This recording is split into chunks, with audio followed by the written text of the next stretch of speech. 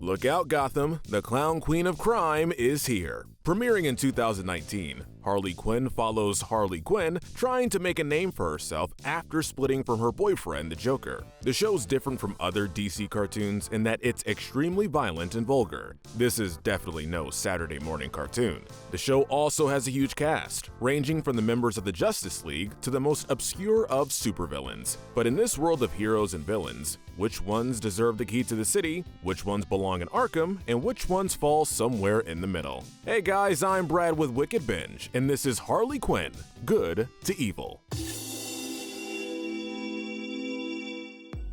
As usual, we'll be starting with the good characters and working our way down to the evil. These characters are good. For the gold medal of good, it's a bird, it's a plane, no, it's Superman. The last survivor of the planet Krypton, Superman protects Metropolis from evil. Whether it be an alien invasion or a bald businessman, Superman saves the day. While he isn't in the series as much as some of his colleagues, we had no choice but to put him in this slot. Superman exemplifies all the qualities you would want in a superhero, and that's also true of the version that appears in this series. In a world as morbid and mean like this one, Superman keeps his chin up. Even when things are at their worst, he remains friendly, charming, and polite. With a far more pleasant persona than much of the others, we feel he earns this top spot. Also, is it kind of weird that the Superman in this gory TV show is the one that doesn't snap people's necks? Or is that just us? The silver medal of good goes to Wonder Woman. This Amazonian princess is another member of the Justice League.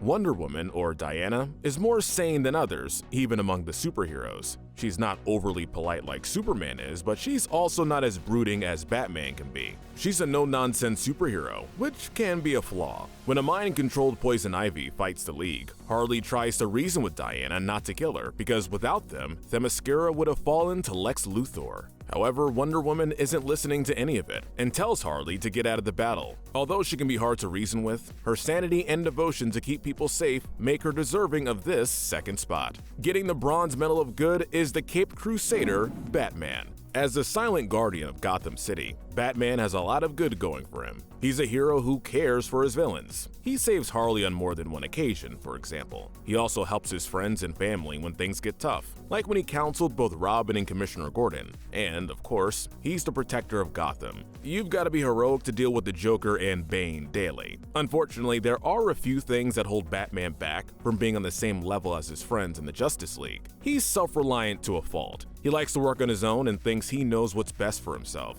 It doesn't matter what Alfred or anybody else says. He always believes his thoughts matter most. He can also be stubborn, like when Alfred nursed him back to health. Bruce repeatedly said he was ready to fight crime again, much to Alfred's frustration. His stubbornness and self-reliance almost cost him his life. After going out to fight crime before he was completely healed, Bane broke both of his knees. Besides that, Batman has trouble putting work before his friends. He's so wrapped up in his superhero career that he's almost oblivious to Gordon's deteriorating mental state. Batman believes the two are co-workers before friends, angering Gordon. Despite all this, Batman is willing to see the error of his ways, like when he entrusted Batgirl with keeping the city safe after feeling she wasn't worthy of wearing the bat symbol. Though he has more flaws than the other members of DC's Trinity, he still has all the qualities one would want in a superhero, earning him third place. Now, could he just tone down his interrogation tactics? Next is Batgirl. She's the daughter of Commissioner Gordon. Barbara becomes Batgirl after Gotham falls into chaos at the end of Season 1. She is committed to fighting crime, and her actions help instill hope in Gotham.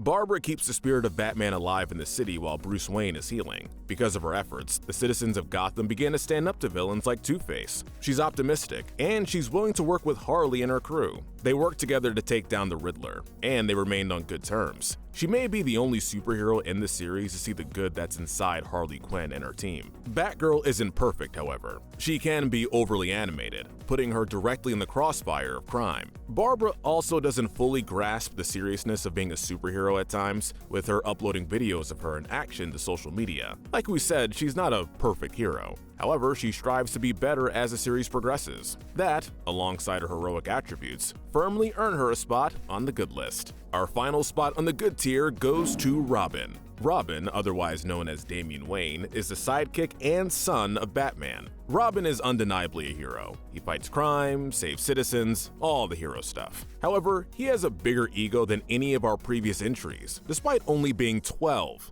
He feels he deserves to have a nemesis, even when his father only had a nemesis at an older age. Damian also believes he can take on any threat, often putting him in danger. When he gets into a battle with Harley and her team, he's almost eaten by King Shark after he smells blood on him. Batman saves the day, but not before scolding Damian for his rash behavior. He doesn't think highly of those he saves either. When he comes onto a talk show to discuss his new nemesis, Harley, he plays up his youth for the camera, knowing the people of Gotham will eat it up.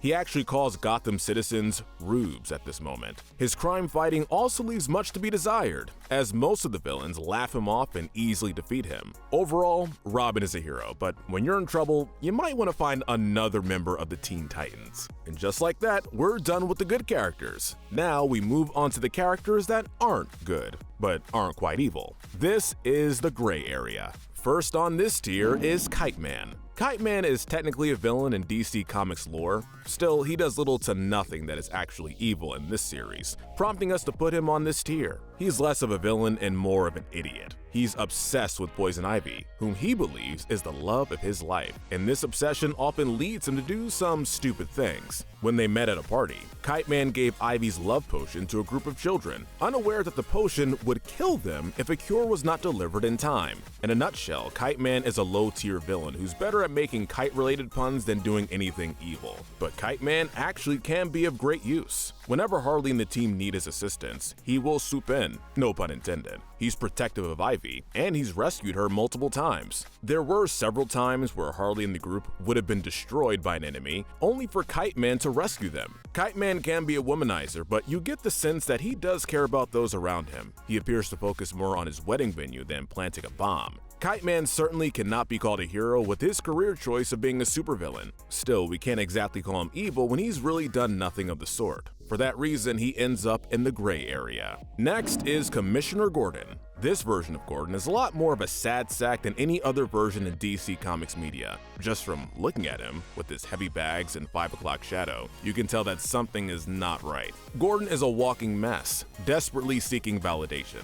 His whole life seems to be falling apart. His wife is cheating on him, he doesn't have the friendship with Batman he desires, and Gotham is falling into chaos. With everything going wrong in his life, he wants little more than fame and glory for his activities. He's trigger happy, wanting to go as far as bombing a park when it became littered with mutated tree monsters. His hunger for appreciation often clouds his judgment. This is best seen when he takes cues from TwoFace, who tells him to bust the wedding between Poison Ivy and Kite Man. He learns there will be a massive gathering of supervillains at the event. If he bags all of them, he will get the glory he's been looking for. Of course, the actual bust goes about as well as you'd expect. Gordon does plenty of villainous things in the series, but he does have his moments. After his daughter encourages him to clean his life up, he defeats TwoFace and takes control of the police. And he does this with no help. Although his actions don't justify it, we must also say that he merely wants recognition for his service to the city. It's a hardly evil desire, but the ways he goes about obtaining it are certainly not good.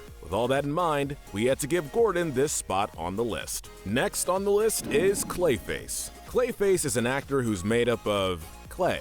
He becomes a member of Harley's supervillain team. However, they quickly realize that Clayface isn't exactly the brightest member of the crew. Clayface is a moron. Yes, an even bigger moron than Kite Man. In one episode, the team came face to face with a big bad wolf.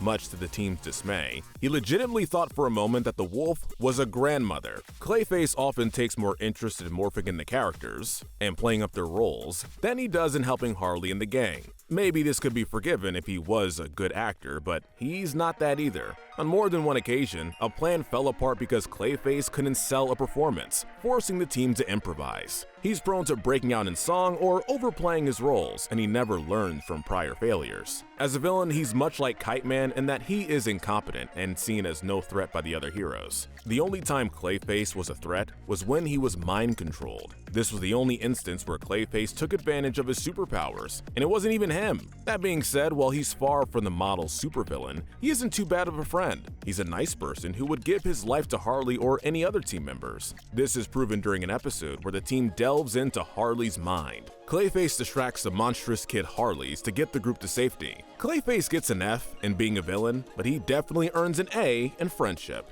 We think that earns him a spot in the gray area. The next spot goes to Harley's best friend, Poison Ivy. This member of Batman's rogue gallery is an eco-terrorist who can control plants. Unlike most versions of her, Poison Ivy is less of a straightforward villain. There are some villainous things she does, like when she killed several businessmen who were harming the environment just for fun. Still, this version of Ivy is a lot less active in the superhero world than others. She seldom ever goes out on missions with Harley and her team, and prefers hanging out with her boyfriend, Kite Man. Poison Ivy is the voice of reason. She usually points out any flaws in Harley's plans, and she'll offer advice on how the plans could be better. As the series begins, she's fine with Harley staying with her, and she helps her find her own voice in Gotham's criminal scene. She cares for Harley and believes she's the only person in the world who is truly good. While she isn't much of a fighter, she will help out, like when a bunch of mutated trees began attacking Gotham. We should also mention that the reasons for her villainy are perfectly reasonable. She wants a clean and healthy environment, and there's nothing wrong with that. What is wrong is melting the faces off of CEOs, or at least that's what we think.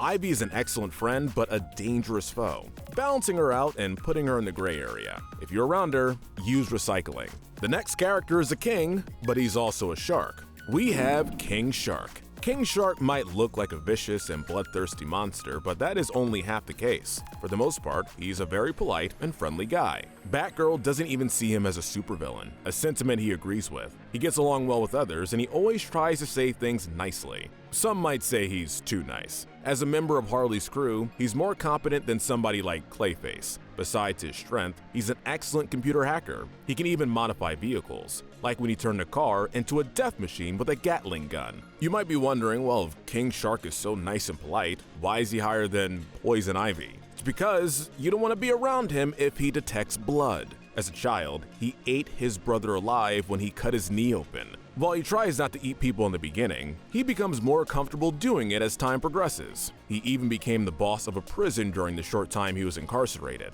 While he's got quite the bloodlust, he refrains from attacking children and the elderly. He's certainly a more dangerous character to be around than either Ivy or Clayface. His friendly demeanor keeps him in the gray area. Whatever you do, just do not call him Fish. Next, we have Mr. Freeze. Like most versions, Mr. Freeze was a prestigious scientist who had a wife with a rare disease. To keep her alive, she's cryogenically frozen. He relies on a suit to keep him alive, and he has devoted a life of crime to help with his wife. Mr. Freeze has some evil deeds under his dome. When the Injustice League took control of Gotham, he joined the team, earning him a portion of the city. He cares deeply for his wife and will do whatever needs to be done to keep her safe, even if he must resort to murder. However, we feel Mr. Freeze is one of the more noble antagonists. When Harley and the team come to kill him, they almost cause his wife to die. Freeze wants to kill them, but he allows them to take a shot at curing her. While they wait, he prepares them food, even checking to see if anybody has any food-related allergies. When the cure is created, Freeze learns he will have to give his blood to his wife, killing him in the process. Freeze takes it without hesitation, as there's nothing that will make him happier than knowing his wife is alive. When he froze Harley at the beginning of the second season, he did so because he didn't want to kill her. As a result, he was the only member of the Injustice League who wanted to grant Harley mercy. Like several other characters in the gray area, Mr. Freeze has a noble goal, but some rather questionable methods of obtaining it. Alright, that's all we have to say about him, so have an ice day. Sorry we had to. Our next character is Ivy's landlord, Cyborg Man. At a glance, Cy seems like a character who could easily get a slot in the evil tier. As a former CIA agent, he has committed several war crimes. He has flashbacks to his past atrocities and revels in the majority of them. When the team goes into Harley's mind, it leaves them all unconscious. Cy believes they're all dead and nearly cremates them. Cy can also be dead weight on Harley's team, often falling asleep or not knowing what's going on. Despite these setbacks, when you really look at him, Cyborg Man might be the most valuable member of Harley's team. At the very least, he's got more of a head on his shoulders than King Shark or Clayface. When Ivy was abducted by the Scarecrow, Cy revealed that he was actually a cyborg, hence the name. He transformed into a car and helped them get to Scarecrow's hideout. In the second season, he sacrificed himself to let Harley escape from Dr. Psycho's wrath. Even in death, he helped the team. He's ultimately revived as a stand mixer and helps Kite Man create a device to block Dr. Psycho's powers of mind control. The two work together to take down Psycho from almost conquering Gotham and the entire Earth. Psy is certainly not the nicest senior citizen. Still, his devotion to his teammates saves him from a lower spot on the list. Next, we have the main character, Harley Quinn. Yeah, Harley's only in the gray area in our own show. To start things off, Harley is far from being a superhero. Don't forget that she was the Joker's sidekick for some time, committing all kinds of crimes. After going solo, Harley wants to make it to the top of the criminal food chain, replacing the Joker. She craves all the things a supposed great supervillain has, whether it be a road named after her or a seat at the Legion of Doom. She was even gifted an army of parademons by Darkseid with the hopes of taking over Gotham, causing untold amounts of destruction. Despite her desire to become known as a great villain, we would also argue she's anything but that. Harley has her own moral code, something you probably couldn't say for many of the villains. She will not harm innocent people, for example. She teams up with superheroes, as seen by how often she joins forces with the Justice League and Batman. When it comes to personality, Harley Quinn is just as complicated. She cares for her friends, especially Ivy, but she has issues putting herself before anybody else. When she got a seat on the Legion of Doom, she seemed unaffected by how none of her teammates were given seats. She can also be reckless and impulsive. Remember that parademon invasion we were talking about? That was the result of Harley trying to distance herself from her relationship problems with Poison Ivy. Harley's recklessness is often a source of trouble in the series. Many of the conflicts are her fault, such as nearly killing Mr. Freeze's wife or encouraging the goons in Gotham to make their own attempt to conquer the city. Despite those tendencies, she's a good friend with all the team members and even a few superheroes. For example, she stays on good terms with Batgirl. She's also the only character who Ivy really believes is capable of good. In conclusion, Harley might not be the supervillain she wants to be, but she can at least take solace in not being any kind of hero either. Next is the thieving Catwoman. She's a villain with great agility and a craving for jewelry. Catwoman is good friends with Ivy and Harley Quinn. However, she has less of a conscience than either of them. Catwoman only looks out for herself. When the three of them are caught during a robbery, she escapes but makes no attempt to help Harley or Ivy. She also doesn't understand Ivy and Harley's friendship, seeing it as a waste of time. Catwoman is also obsessed with stealing, going as far as to steal Ivy's jacket in seconds. While she's a lot meaner than previous characters, she has her moments. Most notably, she participated in Ivy's bachelorette party on Themyscira. When the group learned the Amazons were under an evil spell cast by Eris, she helped stop her and free them from being mind-controlled. However, she has fewer morals and rules than anybody else in the gray area thus far, earning her this spot. Next is Frank. He's a trash-talking plant created by Poison Ivy. Frank is one of the few characters created for this series. Frank earns this last spot on this tier because of one simple fact. He ate a child. Yeah, that's no lie. Frank will eat anybody.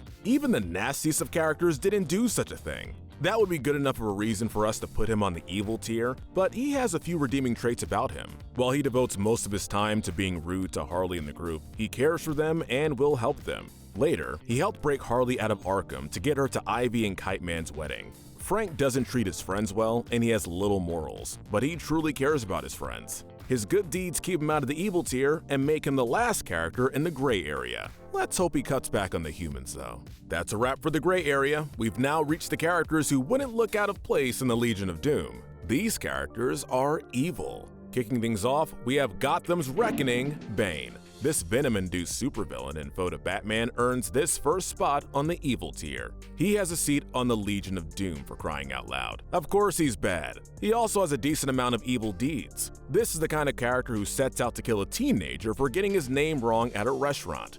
Bane had also blown up Gotham Stadium and nearly killed the Dark Knight when he broke both his knees in combat. However, Bane loses his chances of getting a lower spot on the list because most other villains see him as a joke. Characters like TwoFace and Joker take any chance to walk all over him, seeing him as a brute.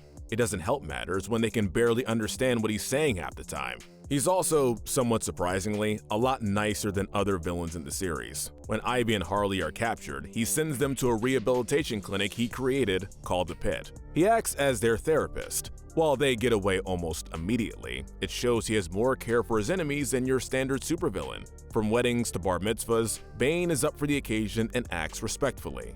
Bane can definitely be an intimidating foe, but he's more comedic and pleasant than violent, earning him this spot on the list. The next spot goes to another member of the Injustice League, the Penguin.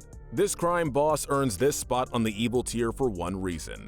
He kills his own henchmen. That may seem like typical villain behavior, but as it's something not even Bane would do, we think it warrants him this position on the list. When a henchman makes the mistake of saying "hi" after several had said it prior, Penguin kills him. He kills his goons so frequently that when Clayface attempted to disguise himself as a henchman, he simply stated that he killed another henchman when questioned. Penguin thought nothing of it and returned to his usual business. He also tries to kill Harley on a few occasions, most notably at the start of Season 2, when she attempts to get rid of the Injustice League. The battle is hard fought, but eventually leads to Penguin's death at the hands of Harley Quinn. Since he's not too recurring of a villain, we can't justify giving him a lower spot on the evil tier. However, he's ruthless and cold in a way none of the characters on the list to this point are, placing him perfectly at this position. TwoFace is next. Once known to the citizens of Gotham as District Attorney Harvey Dent, Dent was horrifically maimed in an accident, causing half of his body to be burnt. After this, he devoted his life to crime, becoming one of Batman's greatest enemies. While most versions of Two-Face only seem evil after the accident, this one appears to be nothing more than a crooked politician before his maiming. In a flashback episode detailing Harvey's first visit to Arkham, there is concern about a bomb planted in the city by the Joker. Harvey is worried about this, but not because of the fact that it could kill innocent civilians. He worries more about what it would do to his chances of being elected, showing he cares about advancing his political career more than anything else. When Joker escapes with Harley, Harvey has a sniper to take them out, as he knows letting the Joker escape will affect his campaign. He doesn't take any issue with the fact that a captive will be killed in the process. As Two-Face, he's just as despicable. He loves manipulating others to help him, whether convincing Bane to be his lackey or informing Commissioner Gordon of a superhero wedding. He's much smarter than many other villains. This is perfectly evidenced by the fact that as the second season progresses, only he and Bane remain in the Injustice League. Even then, Bane is little more than a lackey for Two-Face to boss around. Overall, Two-Face more than lives up to a supervillain name and earns this spot on the list. Next, we have the full-time supervillain, part-time motivational speaker, Maxi Zeus. This minor member of Batman's rogues gallery may not seem like much at first. He quickly becomes one of the more disgusting characters. You know that's bad when you're up against someone like Frank the Plant. In terms of strength, Maxi Zeus is one of the more formidable antagonists. When Clayface disguises himself as Zeus's son, he sees through it, leading him to pummel Clayface nearly to death. However, it really isn't his power that makes him one of the most evil characters. For us, it's his gross personality. When Harley comes to him to learn how to be a better villain, he tells her that he will only give her knowledge in exchange for sexual favors. She, of course, refuses, but it shows you how much of a creep he is. He's also a manipulator, much like Two-Face. Even though the public knows him as a villain, he manipulates them into liking him by rebranding as an entrepreneur. Maxi Zeus is the rare kind of villain who you don't even love to hate. You simply hate him, and we couldn't think of a better spot for him for this very reason. Next is Scarecrow. Scarecrow doesn't seem like the most dangerous of villains at first, appearing more as a background character. That all changes during the last episodes of Season 1, when he kidnaps Poison Ivy. He steals her pheromones and mixes them with his fear toxin, turning Gotham's plants into horrifying monsters. As the story unfolds, it's revealed that he's actually working with the Joker, as they have plans to take over all of Gotham City. They even destroy the Legion of Doom as part of this plan. He also holds the distinction of being the first villain in the show to learn the real identity of Batman, Bruce Wayne. However, he doesn't know this info for long, as the Joker quickly kills him, enraged to discover the identity of his nemesis. Scarecrow is a one-note villain. The Joker says as much while talking to him. However, his list of evil deeds is impressive enough to warrant him this spot on the evil tier. He helped destroy the Legion and almost took over Gotham, and that's something nobody else up to this point can say. Our next character is the ill-tempered telepath, Dr. Psycho. This character once served on the Legion of Doom and was a prominent member of Wonder Woman's rogue gallery. That all came crashing down during a fight with the Amazonian when Psycho made some, let's just say, derogatory comments. This led to the Legion severing all ties with him, but Harley and her team welcomed him. Psycho earned this spot on the list because he's the only member of Harley's crew who really wants to be evil. The others definitely walk the line of being evil, but Psycho crosses it. When Harley is given an army of parademons to take over Gotham, she calls off the invasion, believing that it isn't what she wants. Psycho is enraged by this, and he leaves the team. Later, he teams up with Riddler, and the two make another stab at using the parademons. However, he isn't interested in taking over only Gotham, but the entire Earth. Besides his lust to conquer, he's also an unpleasant person. He abused his son by leaving him in the basement for days and killing any friends he had. He's nasty towards everyone, even those who would see him as a friend. Anybody who makes a comment that Psycho feels is stupid will be met with a flurry of swears and insults. With his nasty attitude and a hunger for world domination, Psycho could have sunk lower on this list. However, he's held back by one glaring issue. None of the other characters take him seriously. After his incident with Wonder Woman, the other villains ignore him, and if they aren't doing that, they're making fun of him. The only characters who seem to take him seriously are Harley and the gang. Since he isn't taken that seriously, we can't justify putting him lower on our list. Dr. Psycho may not be the most respected villain, however, he's definitely one of the more despicable ones. Next on the list is the Riddler. He's a villain with a penchant for riddles. In his first major debut, he tries to destroy Gotham through a riddle. As the series progresses, he becomes a major villain in the second season. With Gotham in ruins, he joins the Injustice League. He also becomes the Dean of Riddler U, the only spot in Gotham to have any clean water or electricity. While he's defeated by Harley, he later teams up with Dr. Psycho in a bid to take over the planet. The Riddler gets a spot this high on the list because of his scheming ways. While he is imprisoned by Harley and her crew, he takes advantage of all they have to offer him. They have him run on a wheel to generate electricity, which turns him into a physical threat. He also chips away at the mind of Dr. Psycho, who he knows is the most unstable and evil member. He convinces him that they should join forces, as they will easily take over Gotham with their combined strength. While Riddler plays second in command to Psycho, the Riddler is the more evil character. Overall, he's a legitimate villain. He also put the plan into motion, taking advantage of Psycho's wish to be seen seriously. He's certainly not the most intimidating bad guy, but he's still seen as a threat to heroes and villains alike, and that is more than we can say for Dr. Psycho. Our next spot goes to Lex Luthor. He's the arch nemesis to Superman and the leader of the Legion of Doom. Lex is undoubtedly one of the most evil characters, and he doesn't appear that often. Even so, can you really deny it when he commands some of the greatest villains in the DC universe? Beyond subtext, he does some cruel things in the show. He lets Harley join the Legion, not because he sees her as a great villain. He did this as a way to create conflict between Harley and Poison Ivy, since Ivy did not accept his invitation to join. In the second season, he reappears as an antagonist, revealing that he survived the destruction of the Legion's base back in Season 1. He attempts to take over Themyscira with Wonder Woman missing in action. It's only the intervention from Harley and friends that stops his plan from coming to fruition. While his appearances have been sparse so far, there's no doubt he'll reappear.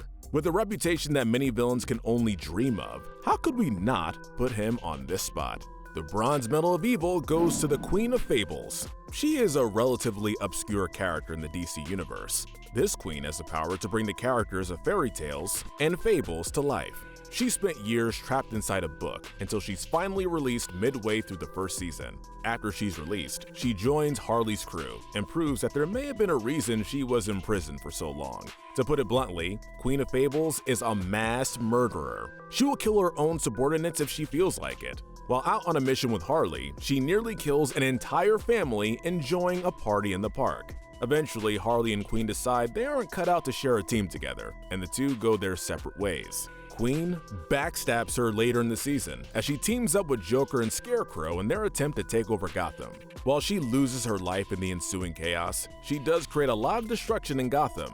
She even traps the Justice League inside her book. The League doesn't get out of it until the end of the next season, making her the only villain to defeat the Justice League. Queen of Fables is a despicable person who has zero regard for human life. We think Ivy put it best when she described her as being the cable bad to Harley's broadcast bad. Earning the Silver Medal of Evil is the Joker. He is the greatest enemy in Batman's Rogues Gallery. The Joker more than lives up to his title. His only joys in life are committing crimes and fighting Batman. When Harley was still with him, he was abusive and manipulative. He made her believe he truly loved her when in reality, he would drop her without a moment's notice. He's prideful and can't bring himself to see Harley as a possible equal. As far as he's concerned, she'll forever be stuck in second place. In the first season, he acts as the show's main antagonist, continuously finding ways to grind Harley's gears. Beyond his relationship with Harley, he's also a mass murderer much like Queen of Fables. It's no surprise they work together. This is a guy who ripped the man's face off. He also killed Scarecrow after he revealed Batman's alter ego. He even killed Poison Ivy during his attempted takeover of Gotham.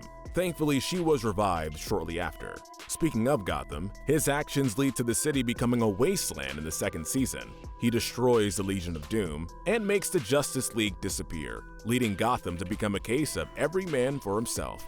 Though he spends the second season as both an amnesiac and an ally, we don't think it makes up for all the death and destruction he caused prior. The Joker is truly at the top of Gotham's baddest villains, but there's one more character we have to talk about. We're giving the gold medal of evil to the ruler of Apocalypse, Darkseid. Darkseid isn't a character with a lot of screen time. However, his reputation as one of the greatest villains in the DC universe earns him this spot. He rules over Apocalypse with an iron fist. He desires to eliminate all hope and free will in the entire universe. He supplies his army of parademons to both Harley Quinn and Dr. Psycho, with Harley using them in an attempt to take over Gotham and Dr. Psycho using them to take over Earth. When both attempts fail, he comes to the same realization, that being, he must destroy Harley Quinn, meaning we've probably not seen the last of him. He's not limited to being the villain of one city or planet, but a villain to the entire DC universe. He's the most dangerous villain, and his goals are more evil and scary than any of the other villains. Taking over a city is evil, but trying to wipe out all hope in the universe? That's the mark of a true supervillain, and it gets him this final spot on our list. Alright, before we call it a day, let's give out some medals to those who deserve them. We're giving out the Darwin Medal to Clayface. Without constantly he ruins the team's missions with his awful acting, how can we not give him this award? Next, the Pride Medal goes to the Joker. He can't ever acknowledge Harley as being his equal, making him the perfect choice for this medal. The Wrath Medal is going to Darkseid. His desire to wipe out all hope in the universe and become its conqueror easily gets him this one. Next is the Lust Medal, which we're giving to Kite Man. Seems like a no-brainer with how dead set he is on dating Ivy, wouldn't you agree? The Sloth Medal goes to Commissioner Gordon. As the second season begins, Gordon spends his time eating chips and sobbing about the glory days. Not exactly a trait you want in a police officer, but definitely one you'd expect from the earner of this medal. We're gonna give the Envy Medal to Harley Quinn. She spends much of the show wanting what every other villain has. As such, this medal fits her perfectly. The Gluttony Medal goes to Frank. After all, he does eat entire families. Couldn't he just eat out or something? Lastly, we're giving the Greed Medal to Catwoman, who relishes the opportunity to steal jewels and other expensive items. Alright guys, that's the list. Let us know in the comment section if you agree with our ranking, and tell us what we should cover next. Remember to hit that notification bell and binge our Good to Evil playlist, where we break down the morality of the characters in your favorite cartoons, shows, and movies. But most importantly, stay wicked.